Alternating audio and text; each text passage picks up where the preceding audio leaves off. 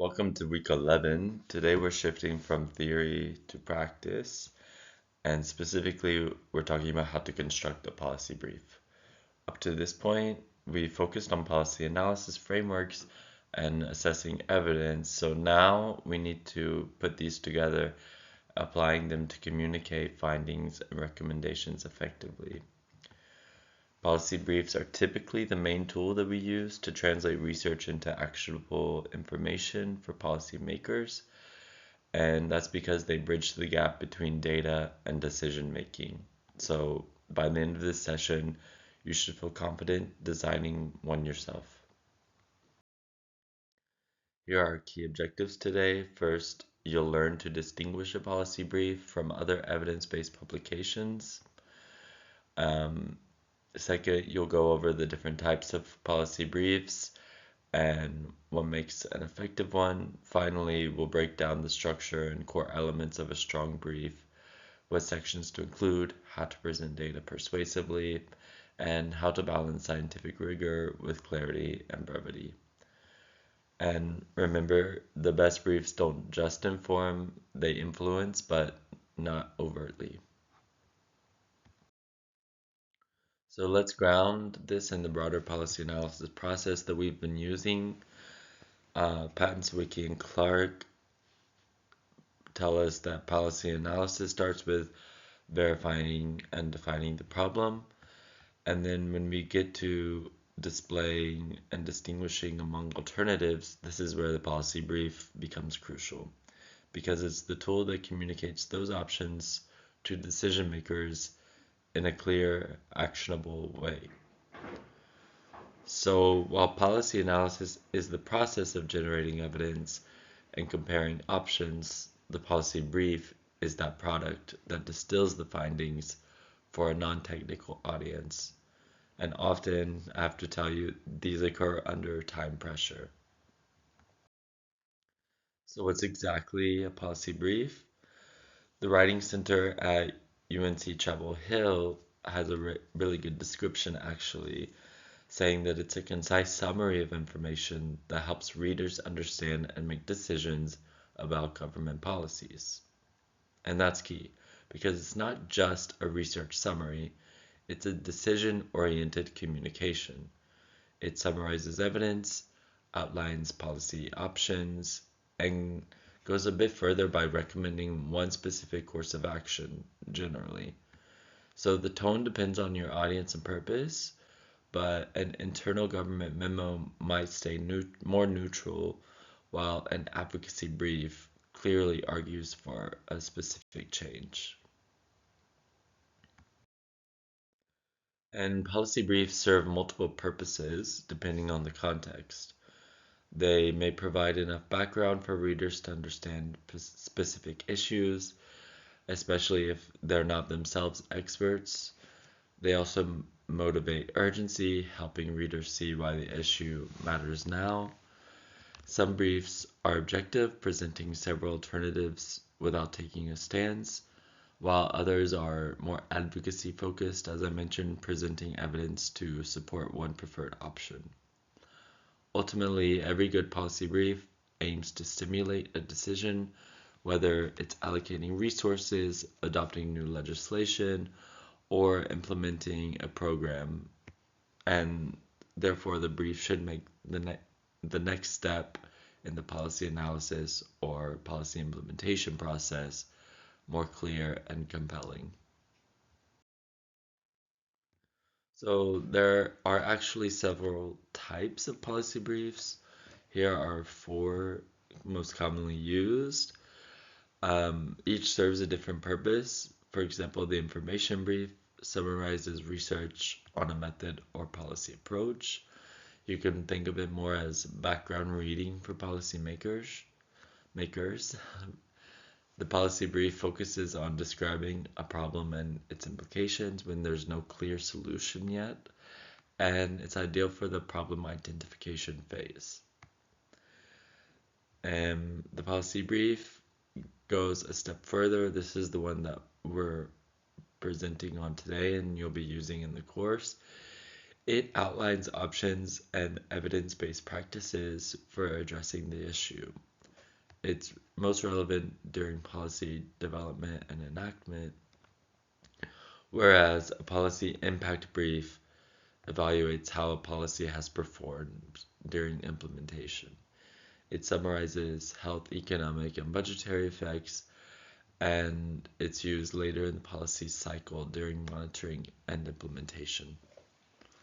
Together, these form a continuum, however, from identifying a problem to assessing the outcomes of the action. Now, what makes a policy brief effective? Um, Levis reminds us that there are 6 key features. One, it must focus on a high priority issue, something that's relevant and timely to decision makers. Second, it clearly describes the problem, the consequences, and what's at stake, including potential solutions. Third, it's grounded in systematic and transparent evidence because decision makers need to trust the data. Fourth, it considers local context and equity. A brief that ignores who benefits and who might be left behind risks being dismissed. Fifth, it takes a graded entry format, meaning the brief is structured so busy readers can grasp key points quickly and then dive deeper as needed. And finally, it's reviewed for scientific rigor and policy relevance. And both matter because credibility without usability won't influence policy. Now, the first step in writing a policy brief is defining the context. You have to ask, what is the setting within which the issue exists? And Lavis reminds us to distinguish between 2 main contexts: the established issues, where the goal is to spur progress on an ongoing problem, for example, HIV stigma or vaccination coverage, or a new issue, where the goal is to set the agenda, to draw attention to an emerging or overlooked challenge. And this isn't when we must know which context we're working in to help shape policy framing.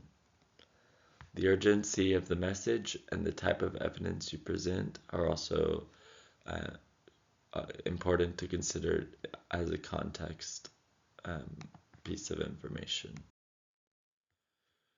Next, you'll craft a clear policy statement, and you should start with the nature and burden of the issue, what's happening to whom and with what impact. Then identify the program, services, or um, drugs that are needed for prevention and treatment. This is for medical interventions or medical health related policies. And finally, zoom out to broader system level. How do health systems arrange financing, access, workforce, or delivery models? How do they influence who benefits and who doesn't? A strong problem statement weaves these levels together to show both the human and system dimensions of the issue. After stating the problem, you present the policy options. These are the potential solutions and their likely effects. This includes analyzing benefits, harms, and cost effectiveness, as well as the uncertainty surrounding those estimates. You'll also want to incorporate stakeholder perspectives. What do patients, providers, and policymakers think about the option already? Discuss trade-offs, because every policy comes with compromises. And importantly, consider barriers to implementation at different levels, including consumer behavior, systematic infrastructure, and then outline strategies to overcome them. Finally, know how success will be monitored and evaluated, because policymakers appreciate when a brief anticipates the full policy lifecycle.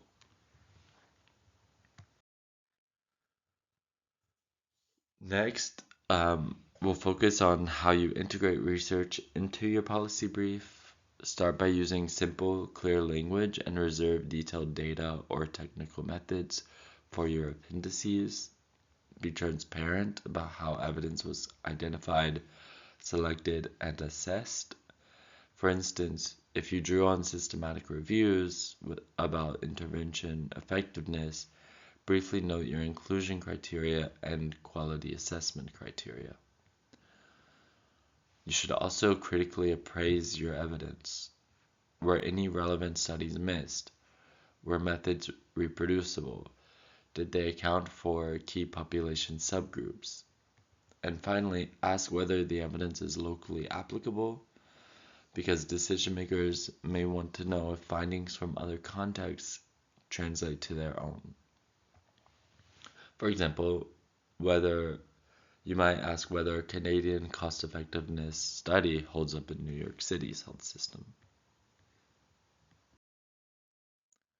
Next, a strong brief doesn't just present evidence because it also anticipates who benefits and who might be left behind. I know I keep saying this, but of course, equity is an important consideration. And when we're assessing evidence, always ask, are any specific groups or settings likely to be disadvantaged by this option? Here, Oxman and colleagues provide a systematic approach.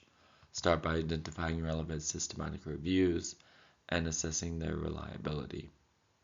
Then explicitly look for differences in baseline conditions, meaning do some groups start off at a disadvantage?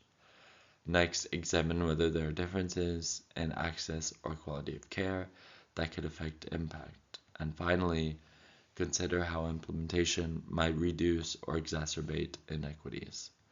The point is to embed equity into your evidence appraisal and not tack it on as an afterthought. Now we come back to the graded entry format because it's a practical way to make your policy brief more accessible to different audiences. I'm going to present here two formats. The 1-3-25 format is a one-page key take-home message, then goes into a more full three-page executive summary. Then you have the 25-page full report that goes deep into the body of your analysis. And this allows readers to go as deep as they need when they need to. Then there's the shorter 112 format, which works well for quick turnarounds. Think of this as layered storytelling. The one-pager grabs attention, the summary persuades, and the report provides the detail. And then remember that quality assurance is equally important. A strong brief should meet standards for scientific quality and system relevance, meaning it's credible to researchers, useful to policymakers, and engaging to stakeholders. Now that we've gone through the principles of an effective brief, clarity, evidence, context, and equity, let's turn to the actual building blocks. Here we'll walk through the key components that every well-structured brief should include. Here's a quick overview of the typical structure. Most briefs obviously will include a title, the summary, and then that will be followed by an introduction, the main body, and often recommendations. Then you may have optional elements like tables, graphics, or case examples. And remember that the title and key messages should immediately answer what's the problem being presented and what do we know about how to solve it. The body of the report then unpacks these ideas further. They describe the issue in more context, they define the problem clearly, and present and assess policy options using evidence that include benefits, harms, costs, stakeholder views, and other implementation considerations. The goal is to guide the reader through a logical, evidence-based argument that leads naturally to your own recommendations. And typically, one recommendation will stand out among the rest. Titles are exceedingly important. They're your first and sometimes only chance to grab a policymaker's attention. Good titles are short, specific, and action oriented. They often use compelling questions or phrases that make the issue relevant. So aim for fewer than 12 words or consider a short title and then a clarifying subtitle. So some examples are supporting re-engagement in HIV treatment services. This is concise and goal-focused. Best practices for attaining and surpassing 90-90-90 in select fast-track cities. This one situates the topic within a global policy context. And then the climate crisis and its impact on HIV. It's broad but urgent and multidisciplinary. So remember that the title sets expectations for the tone and the focus of your entire brief. The summary, or sometimes called the executive summary, distills your entire brief into about 100 words. Maybe more, maybe less. It should answer 3 questions. What is the problem? Who is affected? And what is the brief about? Not every policy brief includes a summary, but when it does, it functions as your elevator pitch to busy policymakers. Let's look at the example here, which focuses on HIV and long-term well-being in New York. Notice how it weaves together epidemiological data, equity concerns, and policy solutions in just a few sentences. It's concise, evidence-driven, and directly relevant. So a good summary should invite the reader to keep going and not give away everything all at once, but clearly frame what matters most. Now let's talk more about how to write a strong introduction for a policy brief. The introduction frames the problem and sets the stage for the policy discussion. Therefore, clarity and precision are key. Start with the problem statement. What's the issue and why does it matter? Then provide background and context to it. Who has been affected? Who might be affected in the future? Where does it occur? And why is it relevant? And especially, why is it relevant right now? Next, discuss the causes of the current situation. Give evidence for why the problem persists, and then describe the effects or the consequences for populations, systems, and budgets if the set of policy options is not implemented or if one is implemented. Then quickly understand, this helps your reader quickly understand the issue, the scope, the relevance, and the urgency. The body of a policy brief can take many forms, but the logic is typically consistent. It moves from the problem to the solutions. So one approach follows very quickly problem to effects and causes to solutions. Another might go policy intervention, results, and then policy implications. Or you may have an even more analytical sequence. Regardless of the format, remember 3 things, or rather 4 things. Keep your paragraph short. You want 1 idea per paragraph. This is not typical writing. Use more headings and subheadings than you normally would in an academic paper. Take an informational tone, but not overly persuasive. Policymakers expect you to inform them with evidence, not sell them a viewpoint. Remember that they are the decision maker. And most importantly, reread each paragraph and ask yourself, so what? If it doesn't serve the policy argument, cut it. So when I read your paragraphs and I ask myself, so what? It tells me that you didn't ask yourself that question, or it would have been cut.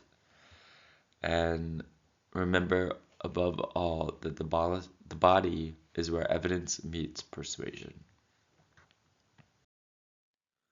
Policy implementation, policy implement, implications, excuse me, policy implications bridge your analysis and your recommendations because they show readers what should change and why it should change. Often you'll want to include suggested revisions or options.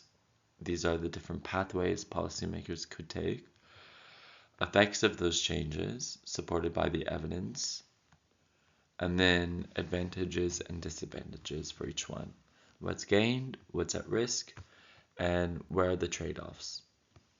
So this section is where you demonstrate your policy literacy, your ability to think beyond the data and consider feasibility, costs, potential unintended consequences, all of the criteria that we've been discussing in the last few weeks.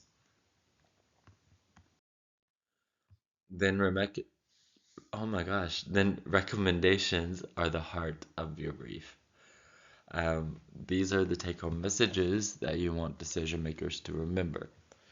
And they can appear at the end, the beginning, or even be highlighted throughout the brief. But the format is typically flexible. However, they should be clearly and easy to find, clearly presented and easy to find, short and actionable, and then realistic within the policy context that you've set up.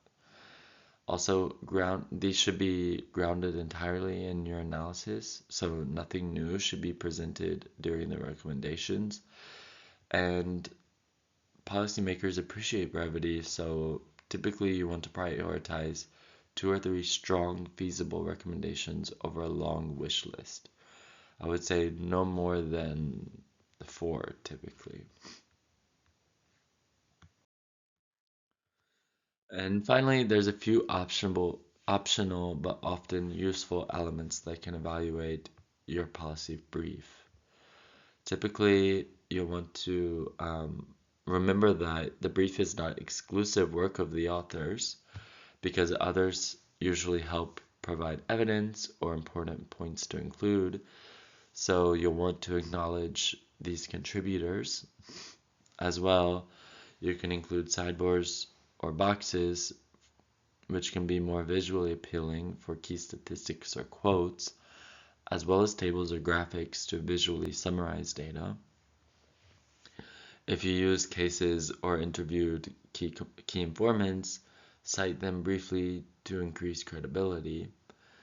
And transparency is key, so make sure you list your funders and declare any conflicts of interest. These additional elements make your brief not just persuasive, but also professional and trustworthy. They provide credibility.